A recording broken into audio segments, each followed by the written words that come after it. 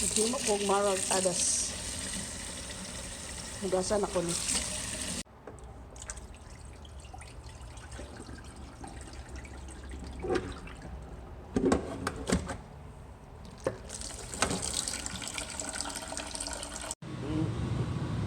Tanggalin ang mga bula-bula at itapon. Ganyan yan.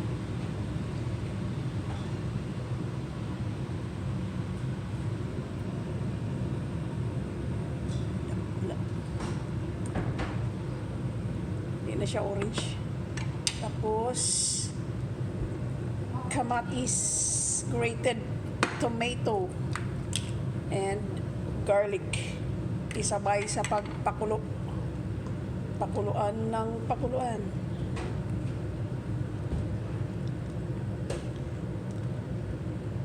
Maglagay ng cumin powder para matanggal yung gases. Hindi kabagan yung kakain. Tapos turmeric powder.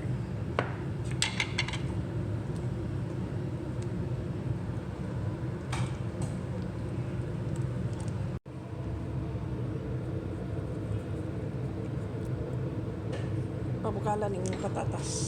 Tag-aslin. So, mag-prepare ta sa tupang timpla. Ahos, coriander seeds, cumin whole, cumin seeds, curry leaves. Ayan, nagpakulo na ako ng patatas. Kasi ihalo ko yan mamaya. Lagyan ko lang ng konting asin.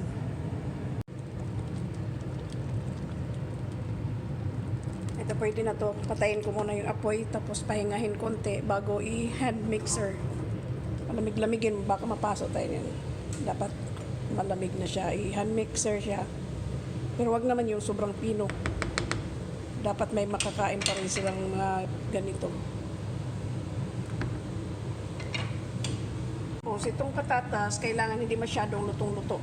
Baka madurog naman siya pag hinalo dito sa soup. Kaya dapat half cook lang.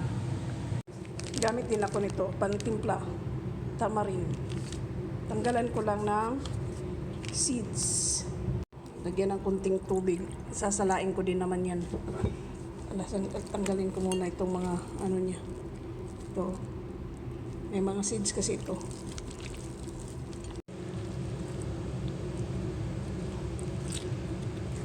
Ito, tapon na to siya. Mga seeds ng sampalok. Ito, pwede na to. Kaya alisin ko na dyan sa kumukulong tubig. Salain ang ating patatas para hindi mas overcook.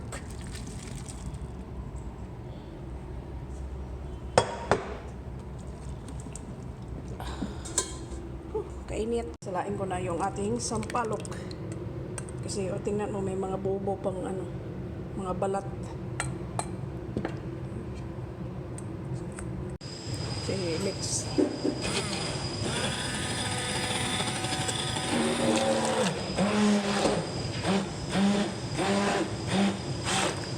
Huwag lang siya durugin masyado.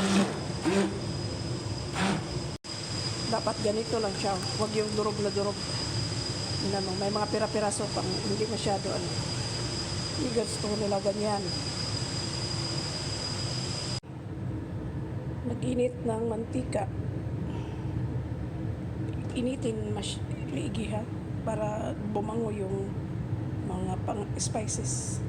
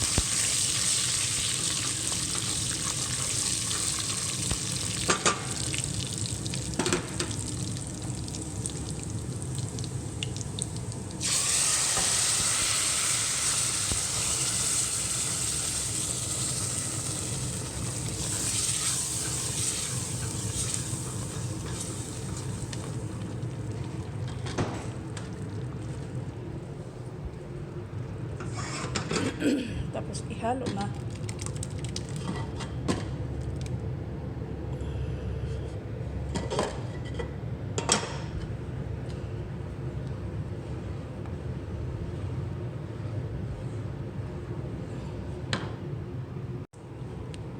Tapos ihalo na ang patatas.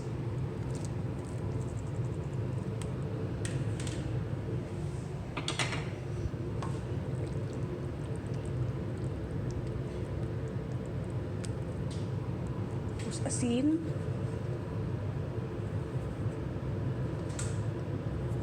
At yung sampalok.